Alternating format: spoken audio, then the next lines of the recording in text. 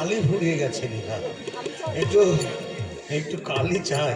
এই অসুস্থ অবস্থায় তুমি লিখতে হবে নীলা, লিখতে হবে। কত যে লিখলে, তার কি দাম তুমি পেয়েছি নীলা। আমার লেখা গরিব কেন মনে আজ সারা বাংলায় আর তুলেছে। তোর সহোদরী প্রতারণা করলেও আমি তো জানি আমার লেখা অপমান যারা করবে, ওই ছায়াছবি যারা দেখবে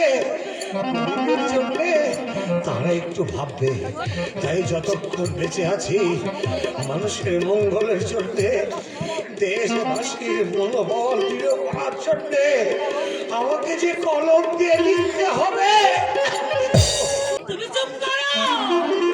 কালি যে ফুরিয়ে গেছে নীরা। ও নীরা, তুমি আমাকে একটু ধরে নিয়ে চলো না। ওই দোকানদারের কাছ থেকে একটু কালি চেয়ে নিয়ে আস। আমার মাকে ডেকে দাও। মা, বাবু। মা এখানে নেই। মানে মা কোথায় গেছে? মায়ের জন্য তুমি ভেবো না, সজলের সঙ্গে না, সে তো বুঝলাম, কিন্তু মা গেছে কোথায়? আরে কে গেছে মানে এখনই এসে পড়বে। তুমি যেন কি বলতে কেউ বলতে পারছো না। রহিরা, আমার আমার মা কোথায়? বলো না। চুপ করে দাঁড়িয়ে আছো কেন?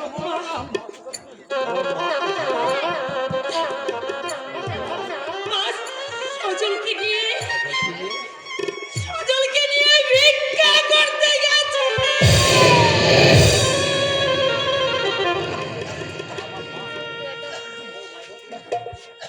কি বললে? আমার আমার মা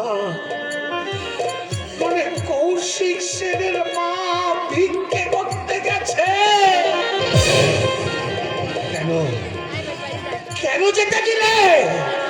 কেন যেতে দিলে? হরিরা, আমি কি মরে গেছি? আমার আমার বুড়ো মা আমার কচি ছেলেটা ভিক্ষে করে আনবে, আর আমি মহানন্দে বসে বসে খাবো।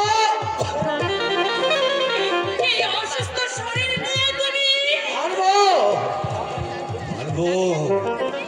হরিরা, সব রক্ত এখনো বেরিয়ে যায়নি,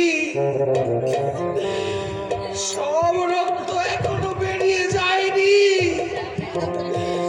আমার মা ছেলে ভিক্ষে করতে গেছে, আর আমি অপমানে।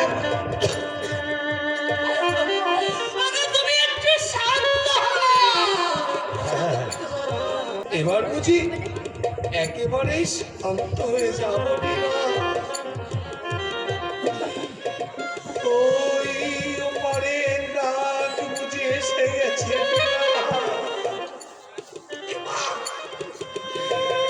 এবার একেবারে শান্ত হয়ে যাব। এসব কি বলছো তুমি?